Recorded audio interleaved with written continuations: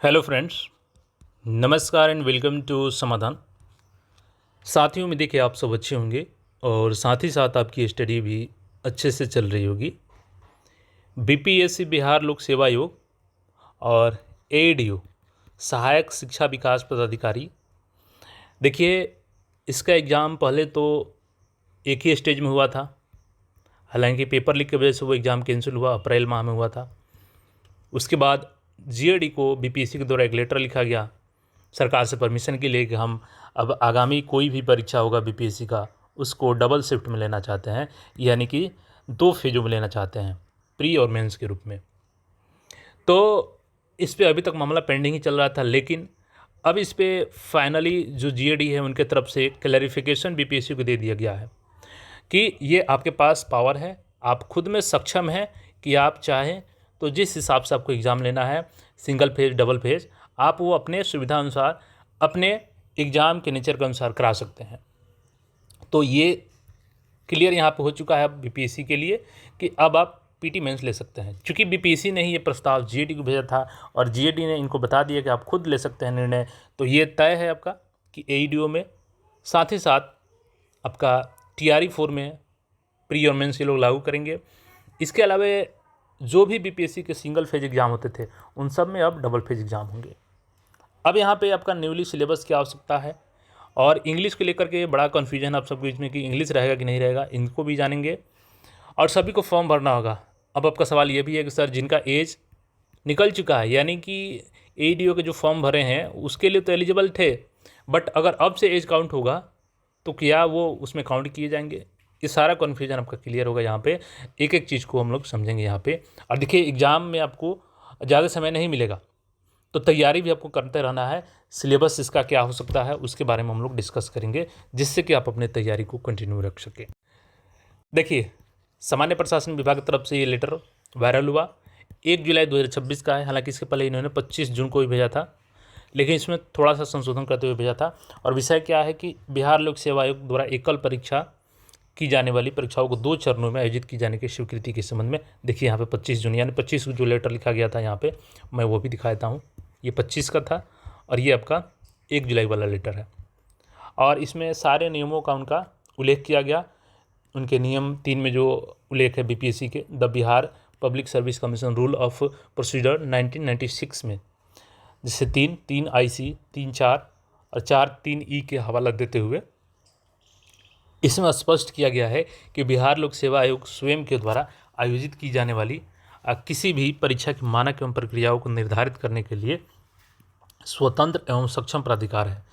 तदनुसार बिहार लोक सेवा आयोग एकल चरण में आयोजित की जाने वाली परीक्षाओं को 2 चरणों में आयोजित की जाने वाले के संबंध में निर्णय लेने हेतु स्वयं सक्षम प्राधिकार है। अब यहाँ से चलिए, ये तो इनको मिल गया बीपीएससी को क्लियर रूट मिल गया है इनको कि आप चाहे तो एग्ज़ाम ले सकते हैं। तो क्या आप डायरेक्टली भर्ती ही आ जाएगी इसके आधार पे, और क्या सभी को फिर से फॉर्म भरना होगा? ये तमाम जो क्वेश्चंस आपके यहाँ पे उसकी हम लोग बताने वाले हैं। इसके साथ ही मैं इंग्लिश का यहाँ पे आपको टॉपिक बताने वाला हूँ कि कौन कौन से टॉपिक जो पूछे गए थे डेट वाइज, कौन सा पेपर आसान था कौन सा टफ था, ताकि आप इसको ध्यान में रख करके आगे की जो इसकी सिलेबस होगी उसके आधार पर आप तैयारी कर सकें। तो यहाँ पर सारे मैंने तीनों पेपर को कंपैरिजन करके इनका लिख लिया है कि कहाँ से कौन से प्रश्न पूछे गए थे किस शिफ्ट में, तो इसको भी हम लोग डिस्कस करने वाले हैं अभी, ठीक है। अब देखिए यहाँ से होगा क्या कि जीएडी ने तो इनको बता दिया कि आपका नियम है, क्योंकि एडीओ का जो नियमावली बना है उसमें क्या है अब तक कि केवल 1 चरण की परीक्षा होगी, यानी जो 3 दिन के पेपर होता था। अब इसमें आयोग को फिर से नियमावली संशोधित करनी होगी, ठीक है, और नियमावली में मेंशन करना होगा कि डबल फेज में एग्ज़ाम होगा आपका। अब इसके लिए क्या करना होगा कि ये नियमावली तैयार करके जाएगी किसके पास, तो कैबिनेट में, और कैबिनेट को इसको अप्रूवल देना होगा।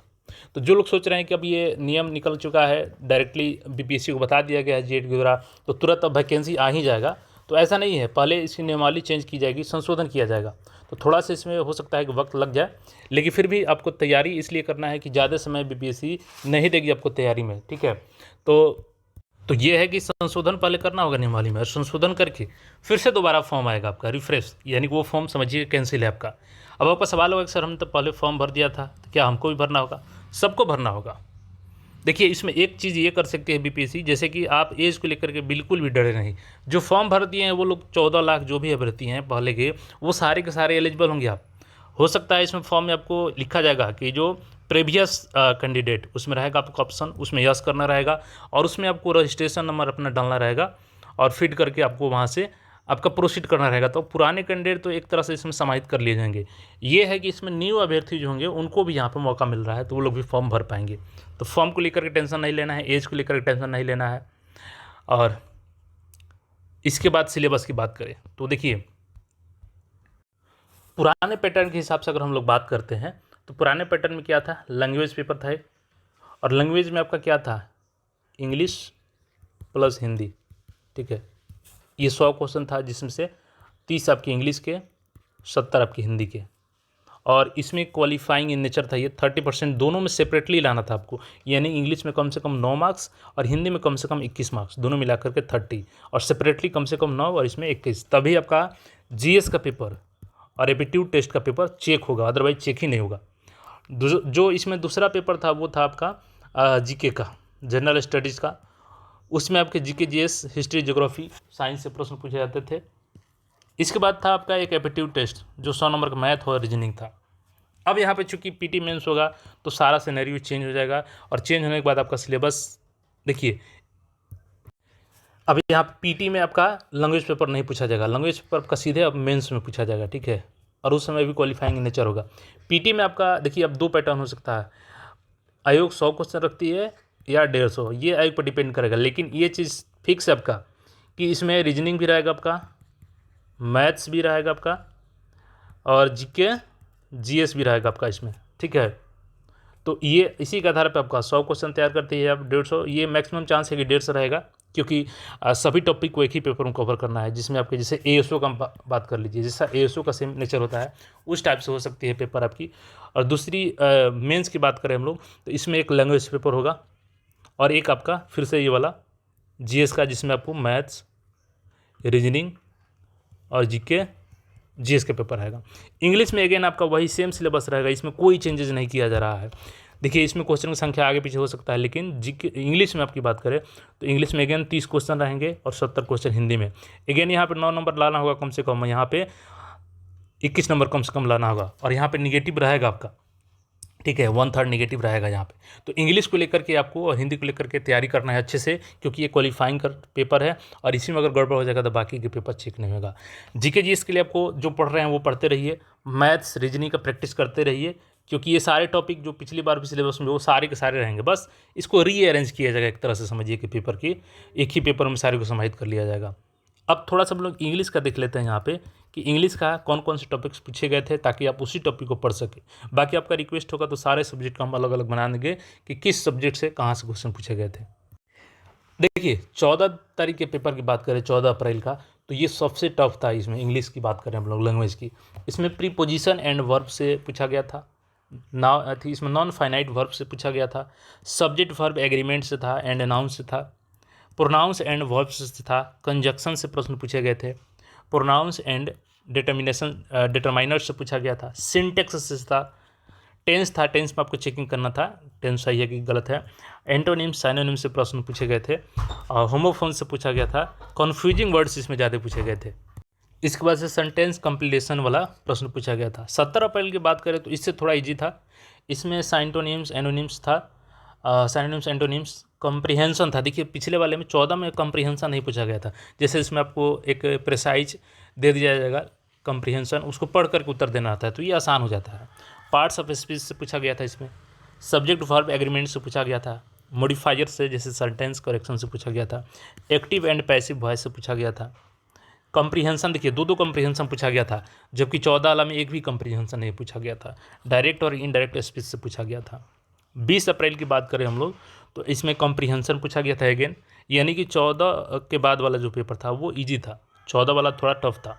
इसमें साइनोनिम्स एंटोनिम्स पूछा गया था, इडियम्स एंड फ्रेजेस, देखिए यहाँ पर फ्रेज भी पूछा गया था, और इसमें आपका एडवर्बियल क्लॉजेस से पूछा गया था इसमें।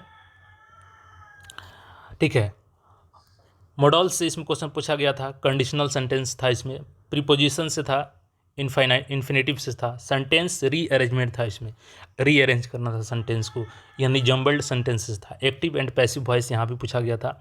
डायरेक्ट इनडायरेक्ट स्पीच नरेशन पूछा गया था। सिंटैक्स से पूछा गया था आपका। डिग्रीज ऑफ कंपैरिजन पूछा गया था। एडजेक्टिव्स सुपरलेटिव डिग्री पूछा गया था। कंजक्शन से पूछा गया था। टेंस वर्ब से पूछा गया था आपका। और देखिए यहाँ पर कंप्रीहेंशन, दो कंप्रीहेंशन, 17 वाला में भी 2 कंप्रीहेंशन और 20 वाला में भी 2 कंप्रीहेंशन, लेकिन 14 में एक भी कंप्रीहेंशन नहीं पूछा गया था। तो चूंकि इस बार भी मल्टीपल शिफ्ट में एग्जाम होगा, तो ये ज़रूरी नहीं है कि आप में कंप्रीहेंशन पूछा ही जाए, इसलिए आपको सारे टॉपिक को अच्छे से करना होगा। जैसे कि आप active passive voice, direct indirect speech, इन 2 टॉपिक को अच्छे से कर लीजिएगा। दूसरा चीज़ प्रीपोजिशन को अच्छे से देख कर जाना है आपको। और इसके अलावा बात करें आपको तो इडियम फ्रेजेस, साइनोनिम्स, एंटोनिम्स, ये जो 5 से 6 टॉपिक्स है ना, कुछ इसको अच्छे से कर लेना है। जैसे active passive voice, direct indirect, ये सभी में पूछे गए हैं। इसके बाद से कंजक्शन, टेंस, वर्ब, तो ये सारे टॉपिक आपको अच्छे से अभी से इसमें लग जाना होगा तैयारी में। और देखिए एग्ज़ाम आपका ज़्यादा डिले नहीं होगा। कारण क्या है कि पंचायत चुनाव अब इस साल नहीं होगा। हालांकि मैंने पहले वीडियो में बताया था आपको कि पंचायत चुनाव इस साल कम उम्मीद है। उसका कारण है कि देखिएगा पंचायती राज विभाग का कैबिनेट की तरफ से परिसीमन करने का निर्णय लिया गया है। तो जब तक परिसीमन नहीं होगा, परिसीमन इतना जल्दी नहीं होगा, कम से कम 6 माह का तो सब वक्त लगेगा ही इसमें।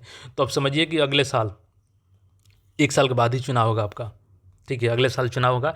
तो इस साल आपका एग्जाम हर हाल में हो जाएगा। यहाँ पे परिसीमन को लेकर के परमिशन मिल गया है। आज के पेपर में भी देख सकते हैं कि अक्टूबर नवंबर में नहीं, अब अगले साल अगस्त में चुनाव होगा। तो तैयारी आपको अच्छे से करना होगा। जल्द ही इसका फॉर्म रिलीज़ किया जाएगा, आपका जो नियमावली है उसमें सुधार करते हुए।